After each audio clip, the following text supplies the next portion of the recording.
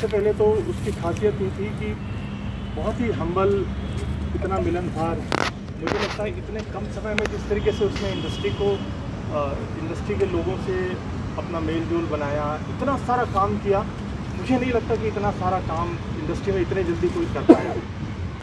और वो जो थोड़ा हेल्दी था वो अपने आप को रिड्यूस किया, और उसने ऐसे रिड्यूस किया कि वो मतलब मैं देख के खुद सभी लोग हैरान थे कि यार वो इतना स्मार्ट दिखने लगा अचानक से। मतलब अपने आप को as a hero, proper hero present किया उसने। और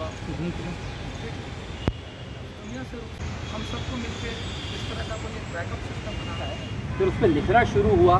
फिर वो लिखने का दौर जो शुरू हुआ तो फिर उसके बाद जो है हमार family number 1, ticket to Hollywood, साथी रे, कृष्णा, अनुज खाटी निकाल, जीनी कांदा तक के लगातार जो उनका सफ़र जारी था, तब तक के उसके बारे में, उसकी फिल्मों के बारे में लिखना होते रहा।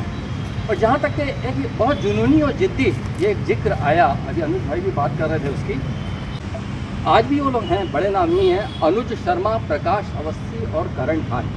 ये क्या कभी एक साथ किसी फिल्म में नहीं दिखता? तो मैं बोला कि क्षमानिधि मिश्रा जी की एक फिल्म आई थी और उस फिल्म में ये थे, लेकिन भाई मेरे को बड़ा मुश्किल लगता है क्योंकि एक साथ इन लोगों को जो है तीनों को किसी फिल्म में लेकर आना।